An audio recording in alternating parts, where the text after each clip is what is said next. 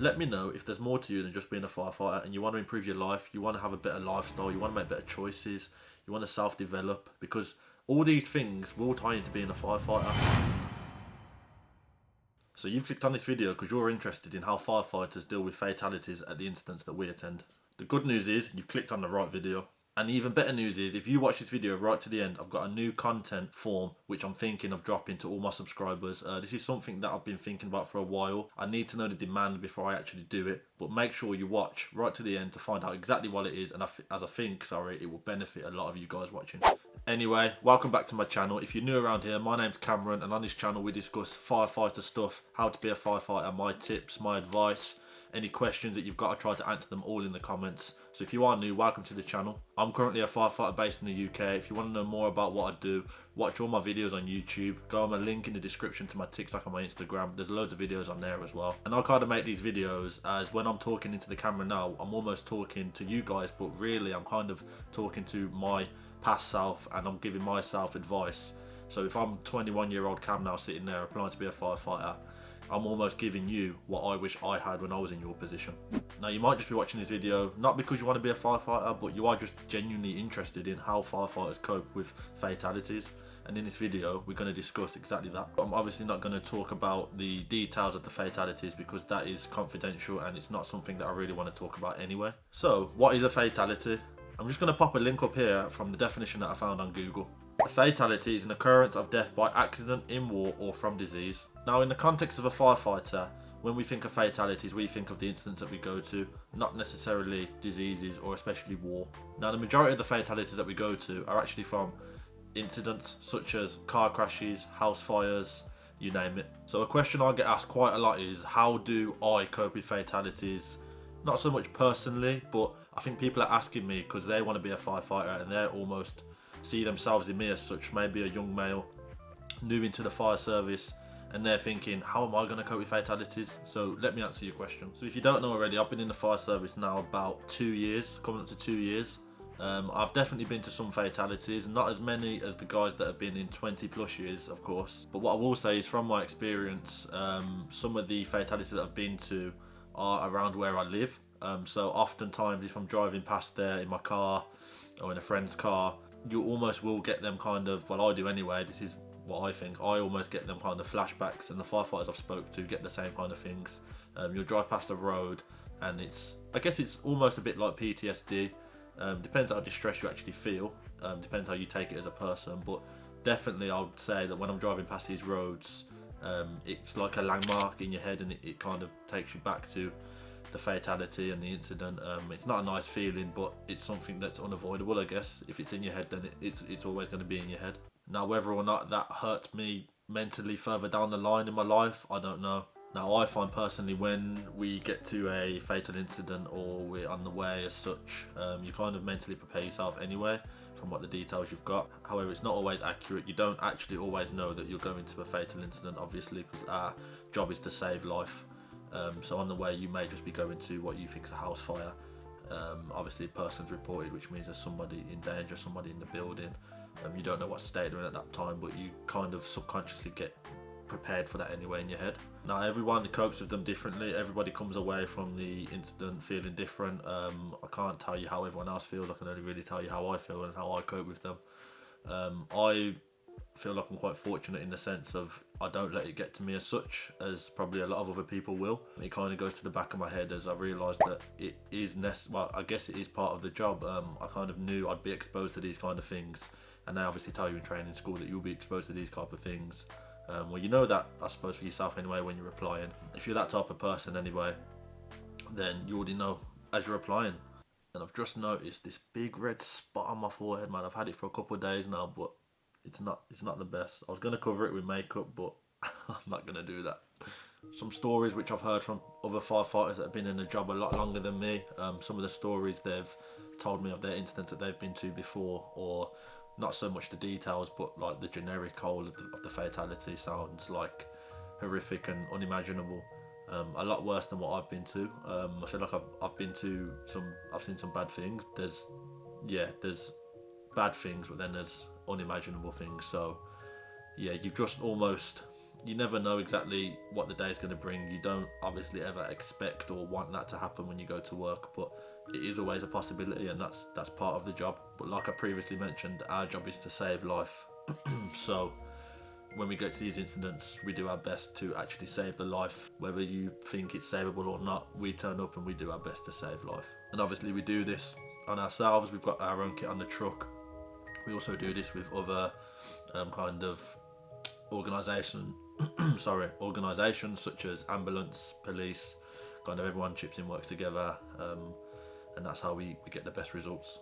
Now, I actually watched a podcast not long ago now, and it was talking, there was an American guy, and he was talking about kind of the amount of dead people will see in their lifetime, if that makes sense. And he said that the average person sees one dead person in their whole life. That doesn't mean that, for example, walking down the street and you see somebody on the floor. It's more so like the average person will see a family member or a relative, probably maybe dying in hospital, or when you go and see the coffin as such when somebody sadly passed away, things like that. So he mentioned that the average person only sees one dead person in their whole life. Now I can tell you, within the 2 years I've been in the fire service, I've definitely seen more than one. I've definitely seen more than the average, let alone these guys that have been in 10, 20, 30 years time. So when you put it like that, it's very important to remember that we do see a lot of traumatic incidents as firefighters, and it's something that you definitely should be aware of if you are applying to be a firefighter. You will be exposed to these kind of situations more regularly than any other person. Same as if, I suppose the same goes as if you're working for the ambulance or the police. It's kind of the nature of the job that we're in. We're dealing with the public. We're quite hands-on. We're the kind of the first point of call. We get there first. So you will be expected to be put in these situations, as blunt as it is. So another question which I get asked a lot is, do we get support for these kind of incidents after we attend them, for example? Now, I can only speak on kind of what I've been through for the brigade that I work for. I don't know about all the other brigades and the support they offer, because that's completely different, and I don't work in that part of the country, for example. But what I can say is about the brigade that I do work for is that we do indeed get support. Now, what rings a bell is PIDs, which stands for Post-Incident Debriefs. If you don't know what a PID is, it's almost like when a PID officer, normally like a higher ranking officer, will probably come to your station, or you can have them, I suppose, at the incident after. But mainly, the ones that I've been to is that they'll come to your station. And then when you get to your station, it'll probably be you, maybe the crews that you're with as well. You do get the option when you're at the incident, once it's over, that if you want a PID or not. I think a lot of people now are taking them, definitely, because it's better to have one than to not have one. So yeah, it's just a chance for everybody to sit down really and kind of let out their emotions, discuss about how they feel, how the incident made them feel especially, whether they've got any questions, just really a bit of time to reflect on what's just happened. Yes guys, just to let you know that we are about halfway through the video now. If you are enjoying the video so far, it'd be really appreciated if you could like and subscribe.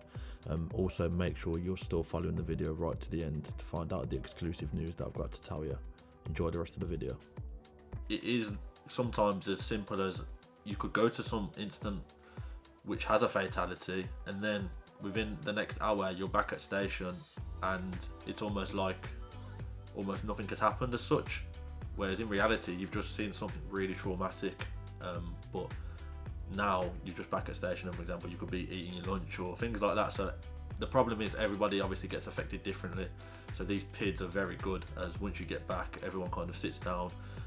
Normally you're off the run, which means that you won't be responding to any calls at that point, because you'll have a bit of like a debrief and a time to reflect. And of course, extra support is there. Mental health support is definitely there.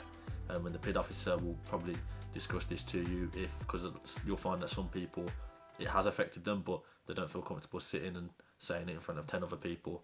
So you'll have like online sources or phone numbers, for example, where you can reach out, all confidential, and kind of speak to someone, get some help if you need it, which I think is really good.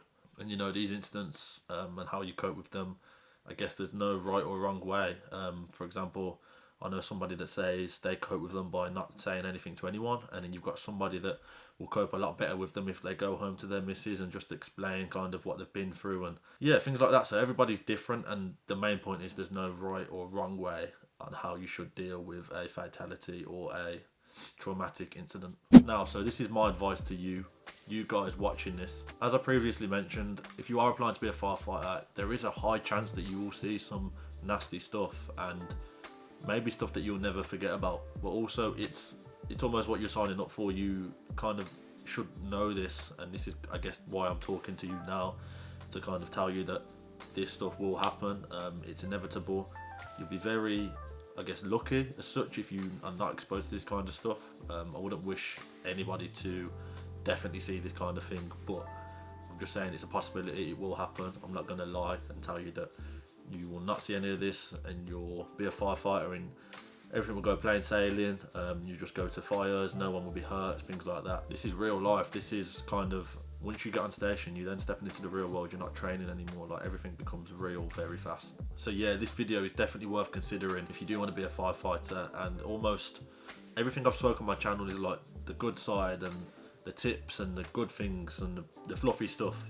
Whereas this is the first video where I've kind of almost got a bit real and kind of said that, like, stuff can hit the fan and it's quite serious. This is quite serious stuff, and I always say that once you see something, you can't unsee it, if that makes sense. So once you get on station and you say, yeah, I'm gonna be okay, blah blah blah, but once you see it, you can't unsee it, you can't go back. So just make sure that you're making the right decision. However, I remember we used to have conversations at training school about seeing these kind of things and how we think it would make us feel. But I guess the truth of the matter is you're probably sitting there now thinking that you don't know how it's going to make you feel until it happens, because that's exactly what I used to say. I used to be like, I don't know how I'm going to react, for example, seeing somebody dead, because I don't know how that, I've never seen that before, so I don't know how I'm going to react. So you never, on the flip side, you never really know until you're put in that situation. And to some people, this video might put you off being a firefighter, and if it does, then I suppose I respect you even more, because you've realised that you don't want to be exposed to this stuff. This isn't what you want to see, like, in your day-to-day life, which is completely understandable. Not everybody does. Not everybody wants to be a firefighter, because there's a lot that goes into it. Now, this is the moment which I've been really excited to tell you about. So many of you that follow me on Instagram especially know that I don't just create fire service videos. I have got other interests. I do other things in my life. I enjoy making videos, especially. I like creating content. I like traveling. I like self-improvement. I like becoming a better person. I like going to the gym. I like reading. There's loads of things that I like to do. So I've been thinking about how can I use my knowledge and what I've learned in my experiences to help you guys, because I can do this in more ways than just the fire service. A lot of people that follow me are kind of under the age of 20, so you are still becoming an adult, and there's a lot of things to learn.